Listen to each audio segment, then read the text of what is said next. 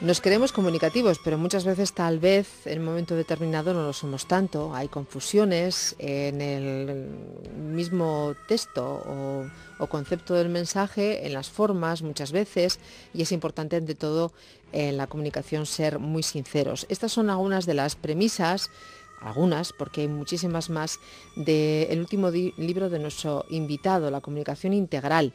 Es una apuesta de la editorial Obelisco en las que precisamente se incide en que en una buena comunicación se requiere siempre entendimiento y empatía. El autor es José Antonio López Benedí. Él es el licenciado en Filosofía por la Universidad Complutense de Madrid y doctor europeo en Educación. En los últimos años se ha especializado sobre todo en temas relacionados con el mundo de los sueños, la hipnosis, la risa. Hoy hablamos con él precisamente de la comunicación porque estamos aquí en un medio de comunicación y sería bueno también estudiarnos a nosotros mismos si realmente nuestra comunicación, nuestro empeño en comunicarnos está bien o mal enfocado. Juan Antonio, muy buenos días. Hola, buenos días. He dicho Juan Antonio, he dicho José Antonio, es Juan Antonio, ¿verdad? Es Juan Antonio, sí. Juan Antonio López Benedí. Bueno, bienvenido a este Hágase la Luz de Radio Euskadi, en el que intentamos también comunicarnos desde horas tempranas de la mañana. A tu juicio y teniendo en cuenta esa experiencia que tienes, ¿cuáles son los principales pilares de una buena comunicación, Juan Antonio?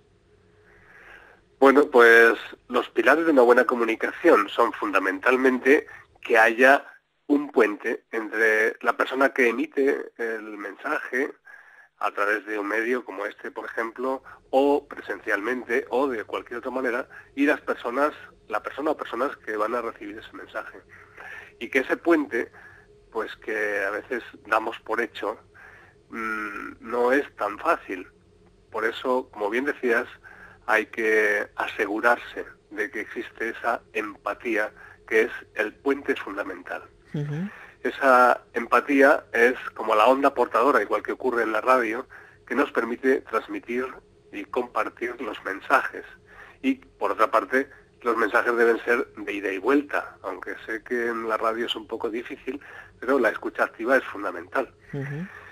En el caso de la radio, la escucha activa tendría que ser aplazada, no puede ser un diálogo directo, pero por supuesto, y yo creo que los medios de comunicación lo tenéis muy en cuenta, cuál es la respuesta del auditorio, ¿no? Porque también eso sirve para hacer estadísticas y para potenciar unos programas u otros en función de esa respuesta, de esa escucha que existe por parte de, o el interés mostrado por parte de los oyentes.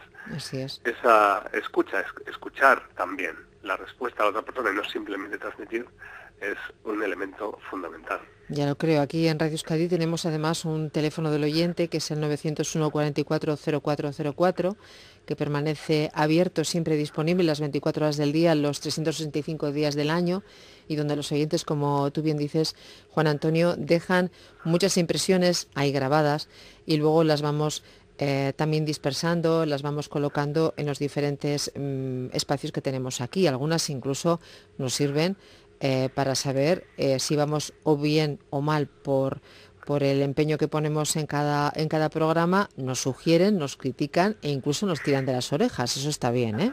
Eso está muy bien. Claro. Eso está muy bien. Cuando hablamos de comunicar, Juan Antonio, ¿comunicar es también manipular o no? Bueno, si hablamos de comunicar en sentido más auténtico, íntegro, pues evidentemente manipular no es comunicar. Manipular podríamos verlo como una forma de comunicación donde no interesa escuchar a las personas, sino inducirlas a que sean nuestros súbditos o nuestros esclavos, para exagerar un poco el término y la expresión, en cierta forma. O sea, no nos interesa lo que les pasa a las personas, lo que nos interesa es lo que van a hacer a partir de lo que nosotros les digamos. Eso es la manipulación. Uh-huh. Por eso no es una comunicación auténtica en el sentido que yo doy a ese término. Uh-huh. ¿Y la comunicación integral? ¿A qué llamamos comunicación integral? Bien, pues la comunicación integral es tener en cuenta que en una buena comunicación no solo intervienen los mensajes que transmitimos entre la persona que emite el mensaje y la persona que lo recibe, como decía antes, sino que también hay muchos elementos. Por ejemplo, el mundo interno de la persona que emite el mensaje, que lo hace desde sus propios conocimientos, vivencias, experiencias, y la persona que recibe el mensaje también lo recibe desde ahí. Por eso, a veces eso afecta al entendimiento, puesto que los mundos internos de cada persona pueden ser distintos.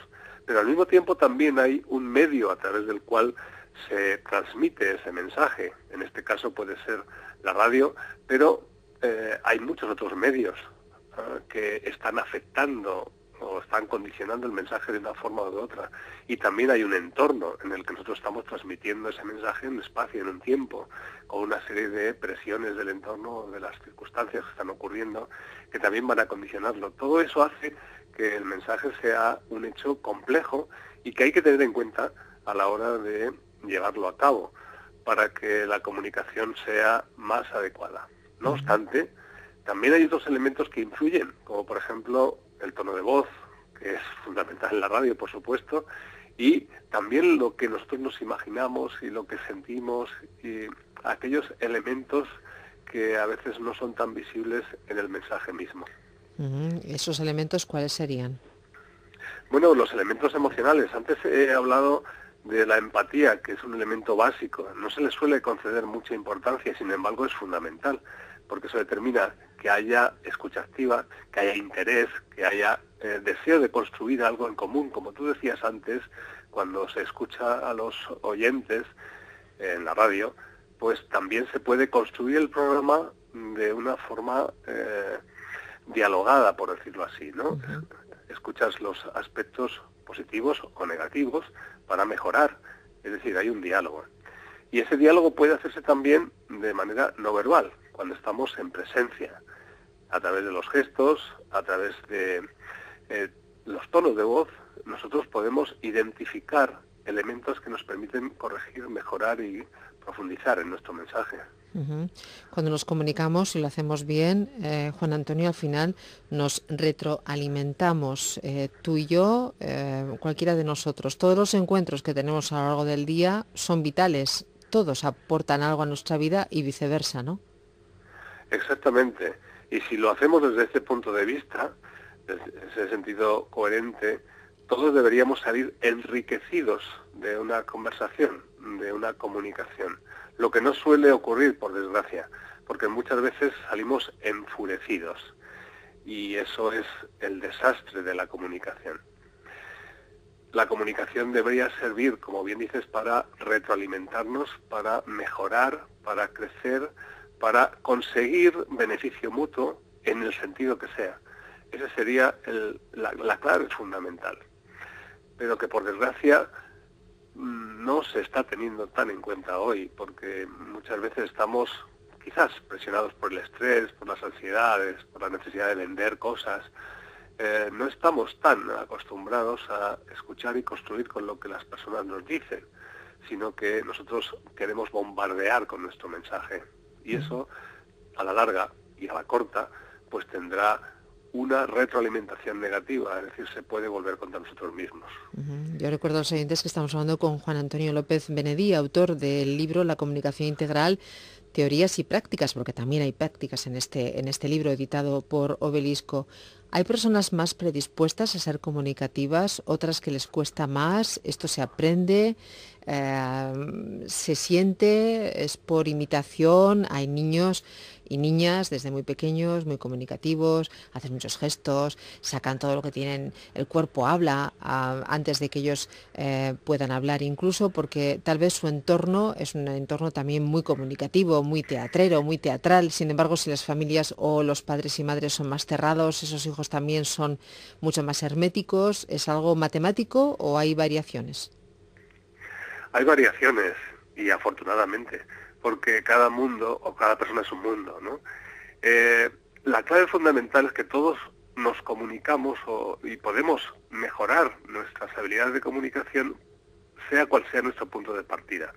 Hay personas que son más introvertidas y personas que son más extrovertidas, por ejemplo. Normalmente se entiende que las personas extrovertidas tienen más facilidad para la comunicación, pero es solo para un tipo de comunicación, porque las personas introvertidas también se pueden comunicar a través, por ejemplo, de miradas o silencios que pueden transmitir, en algunos casos, mucho más que las palabras. Por eso, la clave fundamental es entender cuáles son nuestras posibilidades, cuáles son nuestros puntos fuertes a la hora de la comunicación y también saber cuáles son nuestros límites, que es a partir de los cuales nosotros podemos seguir ampliando y mejorando esa comunicación. O sea que la clave estaría en el autoconocimiento. Sí, es un elemento fundamental. Y si no nos autoconocemos, por lo menos estar